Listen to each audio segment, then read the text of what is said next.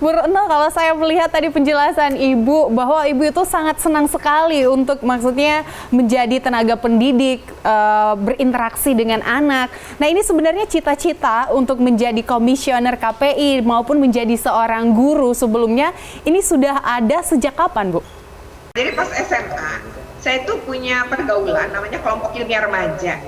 Saya mulai belajar mencintai menulis, meneliti, dan baca. Gila baca tuh di situ.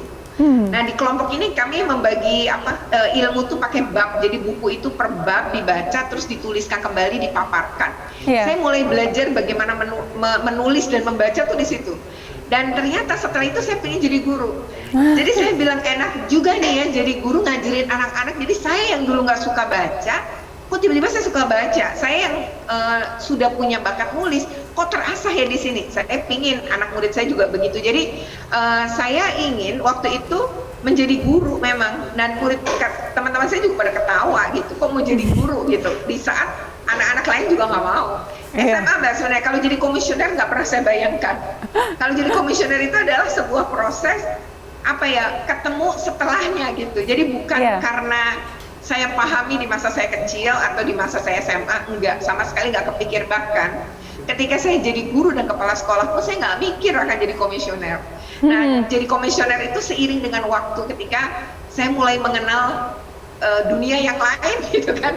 Oh ada ini, oh jadi kalau mau berjuang tentang ini bisa di sana gitu.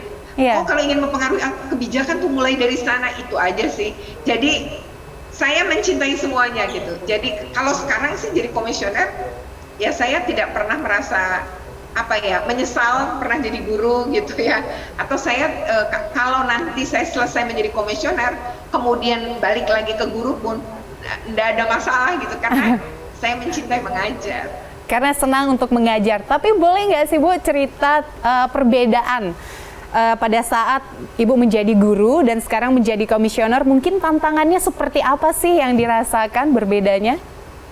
Ya kalau jadi guru, kan itu lingkungannya murid-murid kita satu sekolah ya. Saya juga belum tentu ngajar kelas 1, kelas 2, mungkin saya hanya ngajar kelas 3 SMA-nya gitu, atau kelas 12. Tetapi saya berinteraksi dekat dan rutin dengan mereka, jadi sedikit banyak bisa membentuk perubahan pola pikir mereka. Misalnya soal toleransi. Jadi bagaimana bahwa kita nggak cuma ngomong, kita ini beda-beda ya, kan itu pasif, toleransi yang pasif.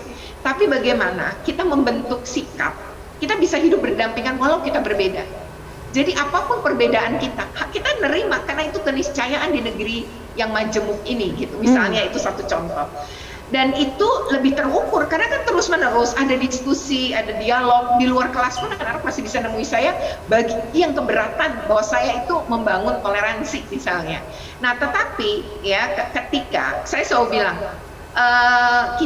pelajaran saya bukan mengajak jadi umat beragama yang bertakwa, itu urusan guru agama, tapi saya mengajarkan pakai konstitusi, bukan kitab suci. Saya mengajarkan konstitusi untuk kalian semua menjadi warga negara yang baik, menghargai semuanya, perbedaan itu salah satu saya bilang, tapi itu terkuat di negeri Pancasila dan yang majemuk ini. Saya suka ada yang seperti itu, kan artinya anak murid saya kebawa tuh sampai dia kuliah, sampai dia itu saya bisa melihat ya, berteman terus di FB, di IG gitu. Itu membuat saya merasa bahwa ya dia anak saya gitu, bagian dari proses yang terbentuk. Tapi kalau di KPAI kan anak Indonesia seluruhnya gitu ya. Iya, menyeluruh ya Bu ya. Problemnya lebih banyak, masalahnya mulai dari stunting, masalah putus sekolah, masalah kemiskinan, kemudian masalah penelantaran, masalah kekerasan, begitu kompleks dan orangnya banyak dan sektornya luas. Nah, tetapi dia lebih mengarah kepada, karena punya tugasnya sesuai dengan Undang-Undang Perlindungan Anak di pasal 76, maka jelas misalnya melakukan mediasi.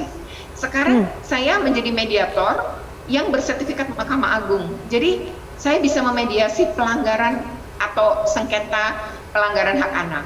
Lalu di KPAI ini juga saya bisa pengawasan kemana-mana yang saya mau. Nggak ada yang boleh menolak kalau kami, karena kami dilindungi undang-undang. Jadi kalau mengawasi ya harus diterima, nggak ada pelarangan.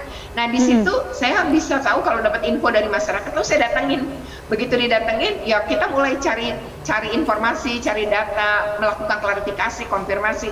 Silahkan ya pihak yang kita datengin jawab apa. Nah itu kan hal yang sangat berbeda ketika saya mengajar. Ini lebih konteks, saya di sini berbuat untuk lebih banyak anak dengan sektor yang lebih luas. Lalu kalau misalnya nih ya, kalau KPAI kan boleh advokasi kebijakan. Nah saya bisa tuh langsung bikin survei kecil. Saya dulu sering tuh di sekolah juga bikin survei. Misalnya anak-anak setujunya apa ya kalau ujian, apakah pilihan ganda atau esai gitu, atau ada hal lain ya. Itu biasanya saya bikin survei kecil. Ini saya juga melakukan survei. Bedanya survei sekarang Indonesia. Jadi saya bisa ngontak kepala-kepala dinas pendidikan untuk membantu menyebarkan survei langsung tuh. Pernah saya survei diikuti 196.000 sampai saya nggak bisa buka Google Drive-nya, lalu pernah juga Google Form-nya ya. Lalu saya pernah juga dalam waktu 3 hari survei saya tuh diikuti oleh 62.000 anak. Nah dari situ terakhir saya orang tua tuh hanya dalam waktu 2 hari saya bisa dapat 1.209 orang tua, dan ternyata apa yang saya dapat di data itu fakta yang karena saya pengawasan juga bisa saya cocokin gitu. Jadi bagi saya di KPAI saya merasa lebih lebih berarti. Saya merasa lebih punya lebih banyak yang bisa dilindungi ya Bu anak-anaknya. Besar, lebih luas. Bu Retno, kalau Ibu tadi kan mengatakan bahwa pada saat di KPAI ini bisa langsung semua anak-anak di Indonesia. Kalau tadi menjadi guru SMA hanya tertentu saja. Nah ini kalau Ibu melihatnya untuk saat ini di Indonesia, bagaimana sih Bu perkembangan pendidikan dan juga pengajaran? Apakah sudah cukup baik atau masih banyak di sana-sini yang perlu diperbaiki lagi? Ya kelihatan banget ketika pandemi ya Mbak. Ya. Pandemi ini membuat evaluasi terhadap pendidikan menjadi sebuah potret buramnya pendidikan kita sebenarnya. Jadi ketika berbicara orang luar Eropa misalnya sudah bicara pembelajaran jarak jauh dengan daring itu sudah biasa, kita enggak. Karena kita ternyata jaringan internet se-Indonesia itu beda-beda. Untuk Jakarta mungkin dengan Papua misalnya bisa langit dan bumi. Kecepatan, fasilitas-fasilitas yang memang secara daring itu kemewahan kalau mungkin bicara Jakarta dan sekitarnya gitu, tapi akan berbeda jauh dengan daerah lain, termasuk sinyal yang sulit misalnya, sehingga perlu ada penguat sinyal dan lain-lain. Nah di sini terlihat betul betapa babak belurnya proses pembelajaran kita ketika kita memasuki pandemi. Semua tidak siap, orang tua nggak siap, anak nggak siap, guru nggak siap, pemerintah nggak siap, gitu ya. Nah itu tampak terlihat. Lalu berjalannya waktu, PJJ ini semakin tidak efektif.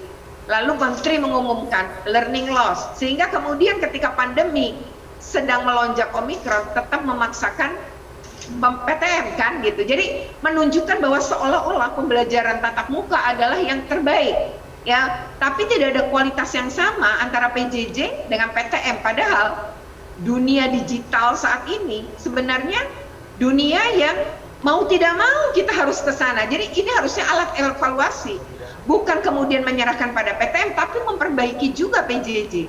Kenapa ini penting? Makanya saya mendorong adanya revisi Undang-Undang Sidiknas. Karena dalam Undang-Undang Sistem Pendidikan Nasional di Undang-Undang Nomor 20 tahun 2003, Indonesia itu sama sekali tidak memiliki aturan mengenai penyelenggaraan pendidikan di masa situasi darurat. Situasi darurat itu nggak hanya bencana non alam, tapi bencana alam kan kerap terjadi. Negeri kita ini rawan bencana. Pernah kejadian misalnya di Palu, di Lombok, sekolah hancur rata dengan tanah. Berarti membangunnya berapa lama? Nah selama gedung sekolah nggak ada, lalu bagaimana sekolah? Kan harus jarak jauh. Sekolah harus di PJJ-kan kan? Nah ketika kemudian di PJJ-kan, maka di situ internet diperlukan. Daring kemudian menjadi pilihan. Walau tidak harusnya PJJ nggak selalu daring ya. Tapi kan menjadi pilihan pembelajaran jarak jauh itu ketika kondisi begitu.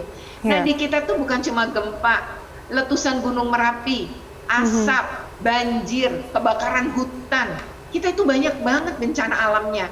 Nah, kalau kita punya bencana alam yang kemudian rutin terjadi, kenapa kita nggak punya penyelenggaraan pendidikan di masa pandemi? Di masa darurat. Dengan begitu, kalau jelas diatur dalam Undang-Undang Sidiknas, sebenarnya kita nggak akan separah sekarang keadaannya. Nah, ini yang ke depan menjadi alat evaluasi menurut kami, sehingga bukan sibuk dengan PTM-nya sehingga membahayakan nyawa anak-anak, tapi bagaimana PTM dan PJJ diperbaiki. Menurut kami itu ya, menurut saya gitu, dari pandangan saya, ini udah saatnya Indonesia punya aturan mengenai jaminan negara ketika situasi dalam keadaan darurat.